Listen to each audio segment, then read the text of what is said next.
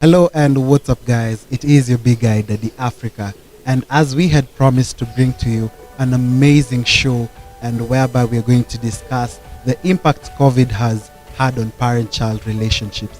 And with me today is our amazing guest, Vicar Charles Kamama. Yes. Karibu sana. Thank you very much. And before we start this amazing show, ni muhimu to sanitize. Yes, that's so, okay. Yeah. Thank you very much. Now so do. Such an honor to have you, and we want to bridge the gap that has existed between the church and the community. That's why we have this amazing interview with you. Yes.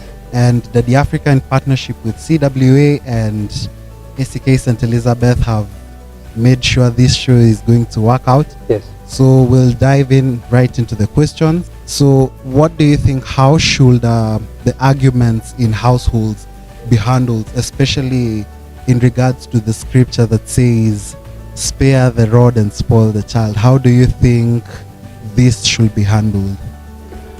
Thank you very much, Dad Africa. I really want to appreciate this particular opportunity. And obviously we are in a dilemma or in a great confusion, and especially when it comes to the marriage institution. Obvious marriage institution is based on three pillars. There is God, there is mother, there is father, and then there is child in between. But the time that you are in, like from the March this year, the COVID-19 has really crashed everything, has crashed the economy. The economy, remember, that is where the mother and the dad would source the daily bread for the child. A majority of them have lost their job.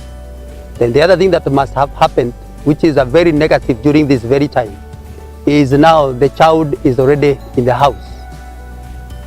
Therefore, there is no movement. The parents are also very much affected. But even though the COVID-19 have come, we must know how to manage whatever the crisis that have come. We must know how. Because we don't need it now to compromise the situation of the COVID-19. It will come and go, but if it is not going to go, then what you do? The fact and the principles that Africa remain, that God is in heaven.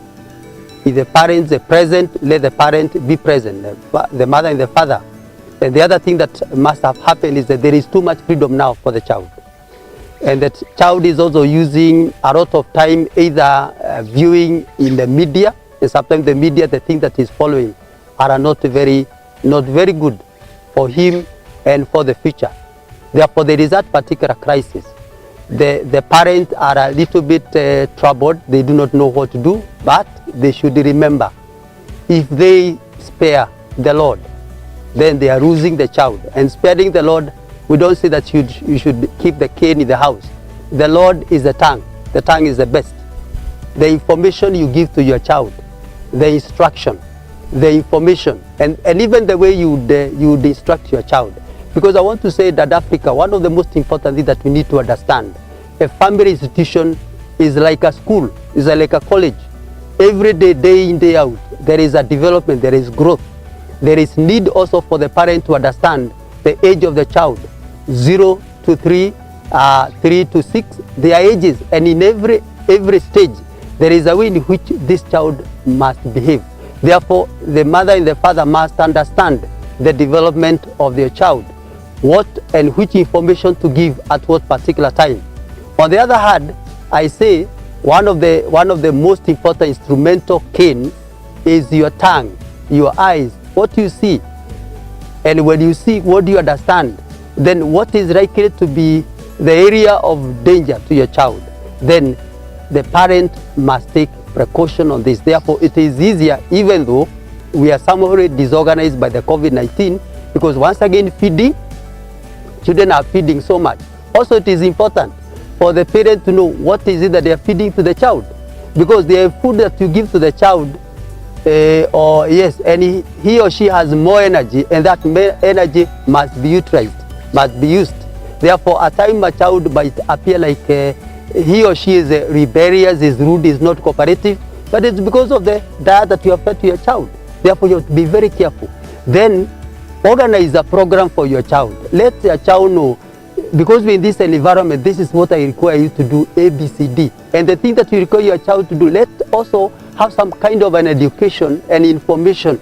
And you keep on monitoring. Do not just leave it monitoring. The other thing that is very important, the presence of a parent. Because what is really bringing now more damage and more pressure, there is external pressure of the COVID-19, the economy, the money and everything is there. Then somebody, the parent, if you lose the direction, or sometimes you lose the direction and you forget that you are still the parent in the house, you might also, thinking that you are making the daily bread, you might also mess up your relationship with your child. Therefore, it is important.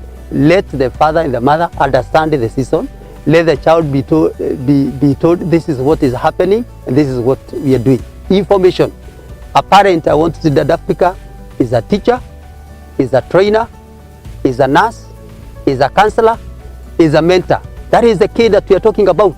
If you use that one, you will mold your child. At the same time, talk about the bad things, the bad children, what would have happened. There are many examples in the Bible that you need to tell, and then the other stories that we used to say, even though these days we don't have, but the parent must be very equipped and very informed to inform the child and to become the shield of the child as we go through this particular scenario. Yeah, that is amazing to get to hear that, because once people get to hear about sparing the road, yes, they think it's the one that you use to physical, only instill pain to the child. You're right. Which also, at times, at some extent, it will cause some trauma to the child. Yes, after. That was such an amazing response to that question. Yes. And the other one would be, how will the rise of violences in homes be resolved now, especially when tuko kwa nyumba? Unaona, maybe let's say it's like sexual assault that happens in the house.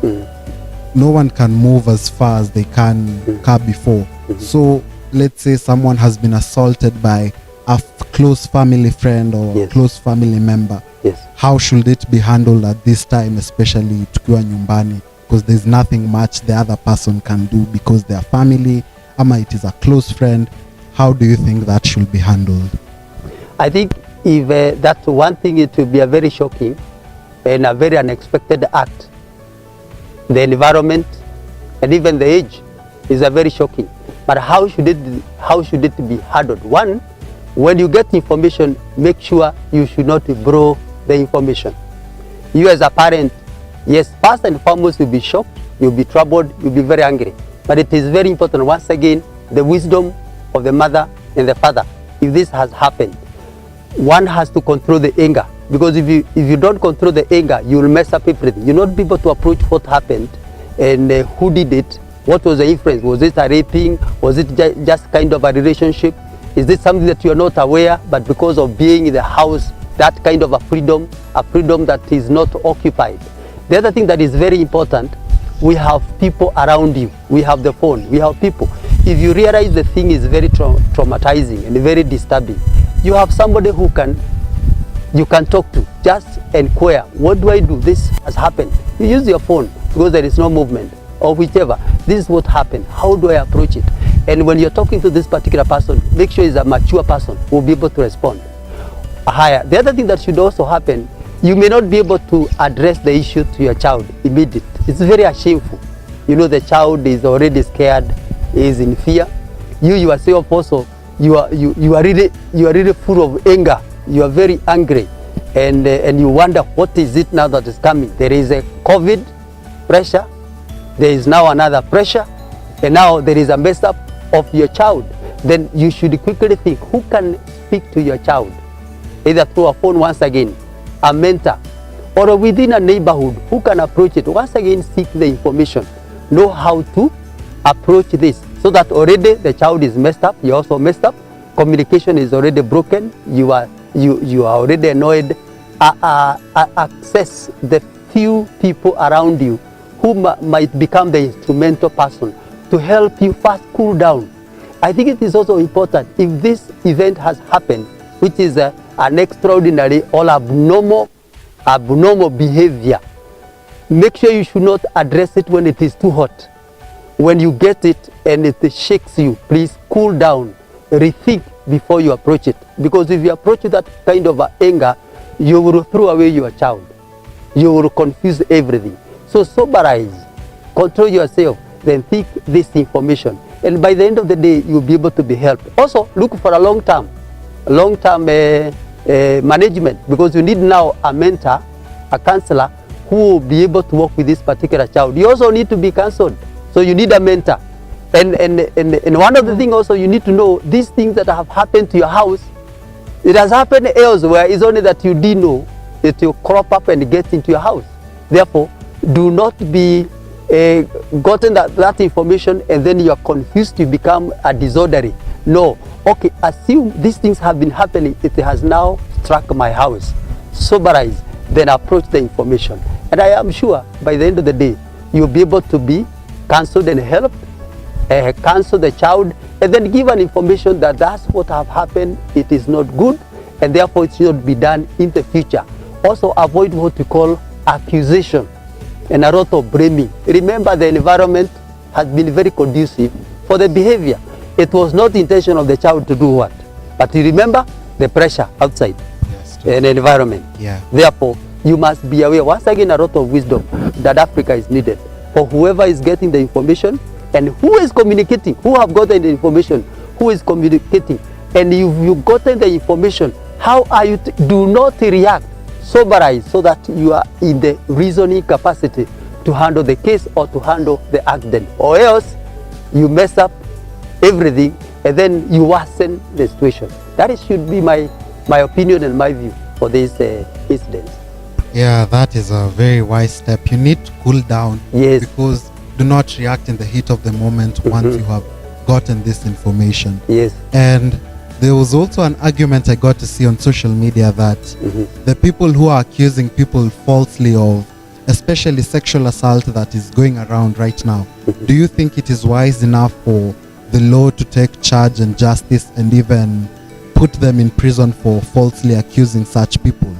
Do you think it's necessary? It is important for what we call a disciplinary, because especially if the person who did it is a person who is above 18. This person, he knew what he was doing. Therefore, it was an abuse. And the step must be taken seriously, and not in the village. Should be that is a court case that particular person must be disciplined. And information be told around the village what have happened and the steps that have been taken. In the old days, that Africa, you should know that kind of an act, if it would be done in a village, I am telling you, the penalty sentence would be death. The community would come and beat you with the stones and put you to death, because that was a defilement. It was an abnormal action or behavior in the society. But now, because we are not doing that in our society today, we have the mechanism, we have the law that is supposed to take the course and punish this particular person, so that other people may run, because that is the only way. Otherwise, if these people are very freely around, it will become like an act of behavior. We lose our sons and our daughters. Then we shall become useless. Even we who are parents, we are useless. We spoil the community. So the machinery, the justice, and whatever, they must do the necessary. And this time, not to pay the fine. Let this particular person have a physical time in prison for a period of time, so that he learn. Next time he come out, everybody will be knowing he have been in prison because he did 1, 2, 3. But if they are hidden, the other challenge is that our system use a lot of money, bribery and whatever. Some other people have money. You cover. Remember also, you who are also in the possession, you have children. One day, what has happened to this small village who have no power? It is likely to come to you. Therefore, that should be followed that Africa.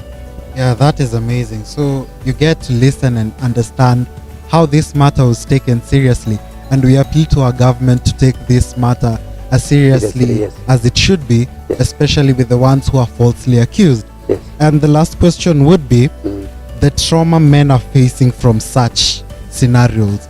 How should it come along? Especially also in Corona times, people are losing jobs. Kuna people who are getting traumatized by that. They do not know what is the next move to make. What do you think should be done? How should this be be handled? Yes, men in historical time, not only today or yesterday, in the future, men have been under pressure. Men have undergone this traumatizing process, not only during this very time. But one thing I want to say, things will keep on coming differently. Events will come, accidents will be there, diseases will be there, because we are treating a COVID like a disease. But I think one of the things that men, I am a man, and I want to speak to myself as I speak to my fellow men in the society outside there. One, it is important for man to know he has the entire responsibility in the family and in the society. The man has been given the heavy burden, even from the creation, from the beginning, where he must work. And in working, man must work and provide to the family, because the man is a provider, is a priest, is a protector. If now, like this COVID have come, and some of men have lost their job and their businesses, therefore they are now more traumatized, and it is a reality in the current time. But the question that we want to raise, now it has happened, we will assume and struggle and see how we shall come out. One of the things that we need to do is that, no, when you are working, are you saving? And when you are saving, are you doing some investment? So that when you get 100 bob today, why don't you spare 30, put it somewhere? Because I want to believe the men who had been able to do a kind of work and save, they are not in such a crisis. The trauma is a little bit controllable, because the man has some power. You know, the man's power is money and what he does and his position. The other thing I want to say is that there is also a trauma. Most of the home, man has not been the home, had been outside there working 24 hours, few hours in the house. He's now traumatized, even the whole family, the children. I remember there's one family, children asked their dad, why is it that you're not going to work? It was very, very difficult question. So what are we saying? Man,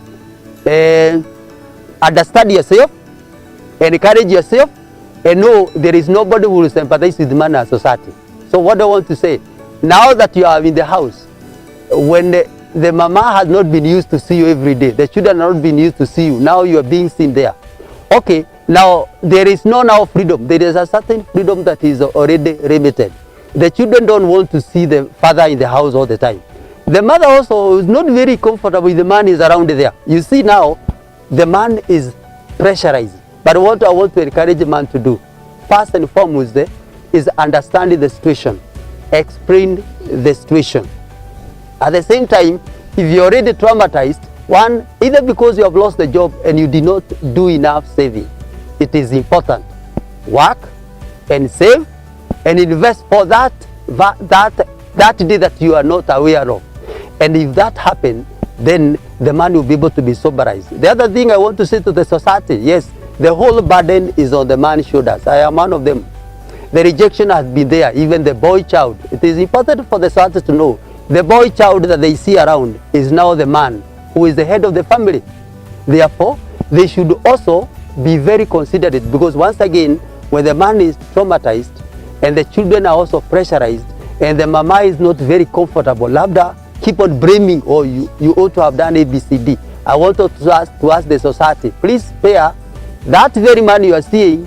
He was once a boy growing in a certain village, but he has grown to this particular level. And a man is a very resourceful person in the society, whether working or not working.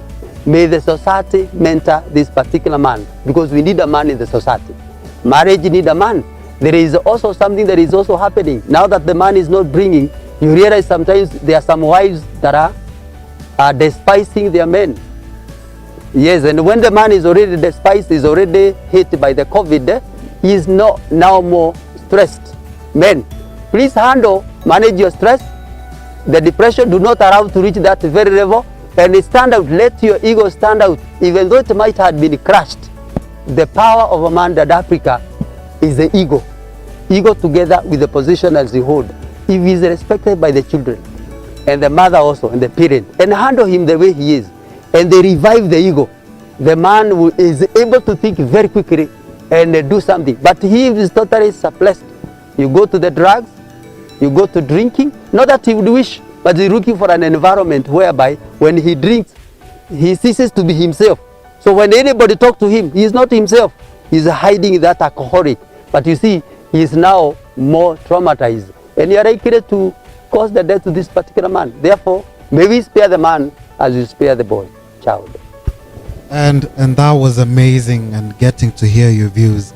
And guys, I hope you have enjoyed this amazing episode, the first episode we are doing with ACK St. Elizabeth and with Reverend Charles Kamama. It was such an honor to have you here. Thank you. And we are very grateful and hope to do this even more. So guys, keep responding to the messages we are giving you guys, and tune in to our shows every month, and we'll see you then. Kwaheri, tukutane tena.